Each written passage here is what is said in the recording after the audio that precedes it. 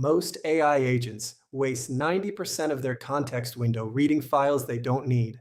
If we had been using an API key, we would be spending $547 a year on Claude sessions just for Jarvis to recover context. However, even though we don't use an API key, we wanted to decrease the number of tokens we use in our processes for obvious reasons. That is when we discovered Andrej Karpathy's LLM Wiki pattern. We continue to discover and learn new knowledge about effectively building our second brain. In considering the wiki, we discovered something nobody tells you. The right architecture changes as your knowledge base scales from hundreds to millions of documents. Every time Jarvis started a new session, it had to read 15,000 tokens worth of context files just to remember what we did yesterday. That's 500 tokens of actual relevant context, buried in 14,500 tokens of noise. At 5 sessions per day, that's costing time and context window space you can't afford to waste. Karpathy's solution is elegant. Instead of dumping raw materials into your AI context, create 3 tiers. Raw materials go in a raw folder. These raw materials include videos, research papers, web articles, PDFs, books, reports, data, images, and other types of information. You synthesize those into wiki pages of concepts, entities, techniques, decisions, and cross-links. Then you create a 500-word index that catalogs everything.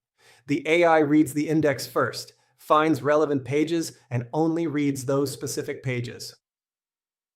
This is called progressive disclosure. The AI starts with your index at 500 tokens. It finds 2 relevant page links.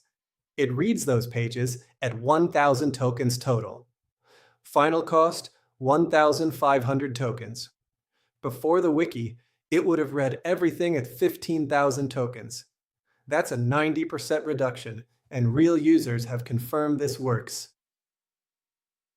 3 operations keep your wiki running and healthy. Think of them as a continuous cycle. Ingest brings new knowledge in. Query lets you explore and use that knowledge. And lint maintains quality over time. Ingest is where you drop a new source into the raw collection and tell the LLM to process it. The LLM reads the source, discusses key takeaways with you, writes a summary page in the wiki, updates the index with a new entry, and updates relevant concept pages across the wiki, which might touch 10 to 15 different pages. Finally, it appends an entry to the log file, recording what was processed. Query is where you ask questions against the wiki. The LLM searches the index for relevant pages, reads them, and synthesizes an answer with citations. Here's the key insight. Good answers can be filed back into the wiki as new pages themselves. A comparison you asked for, an analysis you requested, these become permanent knowledge, so your explorations compound over time. Lint is where you periodically ask the LLM to health check the wiki. The LLM looks for contradictions between pages, stale claims that newer sources have superseded, orphan pages with no inbound links, and missing cross-references. It suggests new questions to investigate and new sources to look for. This keeps the wiki healthy as it grows. 2 special files power everything. The first is index.md, a content-oriented catalog that lists every page in your wiki with a link, a 1-line summary, and optional metadata like the date it was created. It's organized by category, and the LLM updates this index on every ingest operation. When answering a query, the LLM reads the index first to find relevant pages, then drills into those specific pages. The second file is log.md, a chronological append-only record of what happened and when. Each entry starts with a consistent prefix, like the date in brackets, followed by the operation type and a title. This format makes it parsable with simple Unix tools, so you can run grep to find all ingests or tail to see recent entries. Both files are human-readable Markdown that work beautifully with Git for version control. But here's the critical insight nobody talks about. The right architecture depends on your scale. Using a vector database for 100 documents is overkill. Using flat files for 1,000,000 documents is a disaster. You need to match your architecture to your data size. Stage 1, 10 to 100 pages. Just use flat markdown files with an index. No database, no embeddings, zero infrastructure. Your index.md file is your database. Each query costs about 1 cent. This works great for personal second brains. Upgrade when your index becomes hard to navigate, usually around 500 words. Stage 2, 100 to 500 pages. Add a hot cache file. This is a 500-word rolling summary of your most recent context, perfect for session recovery. The AI reads hot.md first, then the index, then specific pages. Still just markdown files, still about 2 cents per query. Stage 3, 500 to 2,000 pages. Add SQLite full-text search. Use search to find wiki pages, not replace them. The wiki is still your primary knowledge base. Search just helps you discover entry points. About 5 cents per query because you're searching first, then reading wiki pages. Upgrade when finding the right pages manually becomes frustrating. Stage 4, 2,000 to 50,000 pages. Add vector search with embeddings. Run a hybrid, 70% semantic similarity, 30% keyword matching. This catches concepts even when exact words don't match. About 8 cents per query because embeddings cost money to generate and store. Most people never need to go beyond this stage. Stage 5, millions of documents. Full RAG system with knowledge graphs and enterprise vector databases. About 15 cents per query, and you need a team to maintain it. Only companies with truly massive documentation need this. For individuals and small teams, you'll never hit this scale. The sweet spot for most people is stage 2 or 3. For JARVIS, we implemented stage 3, Wiki plus keyword search. We have 2 separate wikis, Claude Code Wiki for learning from diverse sources, YouTube videos, research papers, PDFs, books, conference talks, AI documentation, and others. Operations Wiki handles business execution, investment decisions, health tracking, travel planning, and AI filmmaking research.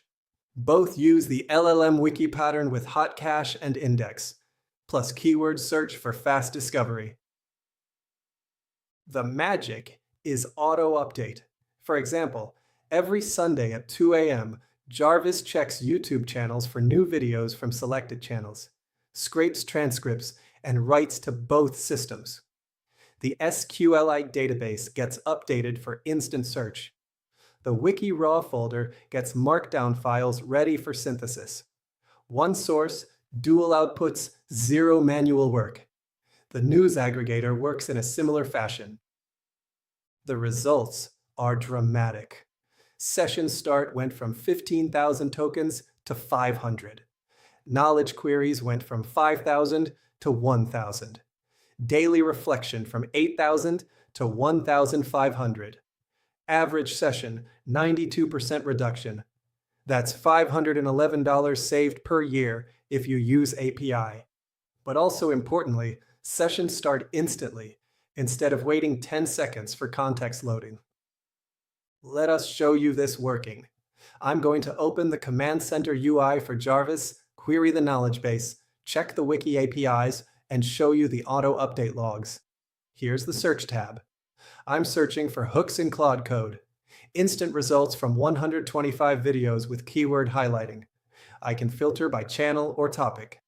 This is the keyword search system, stage 3, fast discovery of what exists. Now, the Claude Wiki tab. This is the LLM Wiki, stage 2. Here's the hot cache showing recent learnings. Here's the index, cataloging all techniques. Here's the experts section, tracking progress by channel. The wiki is for synthesis and deep understanding. Search is for discovery. Under the hood, here are the REST APIs. Wiki stats shows 125 videos ready for ingestion. Hot cache returns the 500-word recent context. Knowledge Search API returns matching segments with relevant scores, all served from port 3001. Here are the auto update logs. You can see it checking YouTube channels, finding new videos, scraping transcripts, and writing to both systems.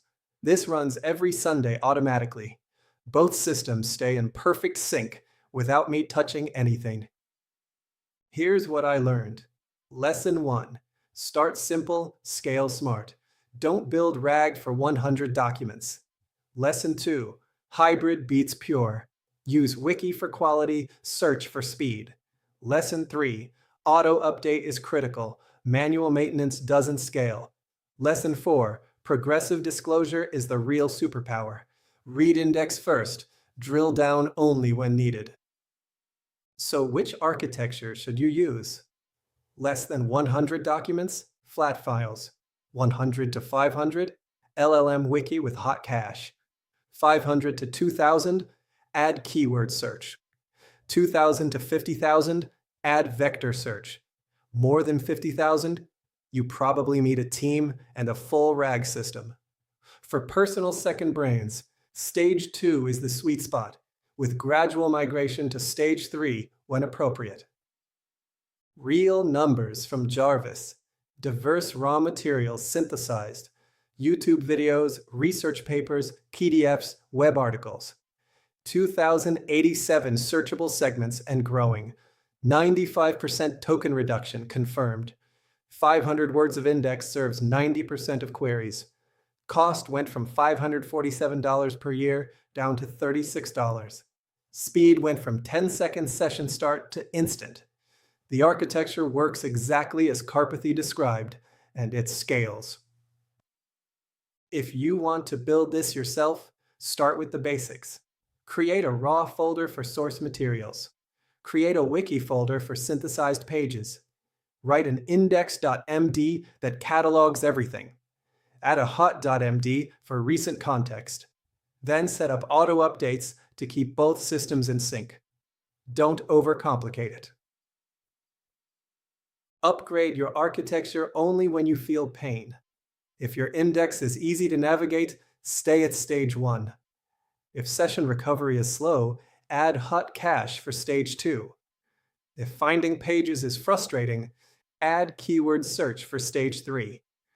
Let usage patterns drive decisions, not upfront architecture planning. Most people never need vector search. Look, if you found this information valuable, subscribe to the channel. Also hit that like button and ring that notification bell. You will be glad you did as you continue to build your second brain. If you implement this in your own second brain project, let me know your token reduction numbers. I'm curious if others see the same 90+% savings. Thanks for watching, and build smart, not complicated.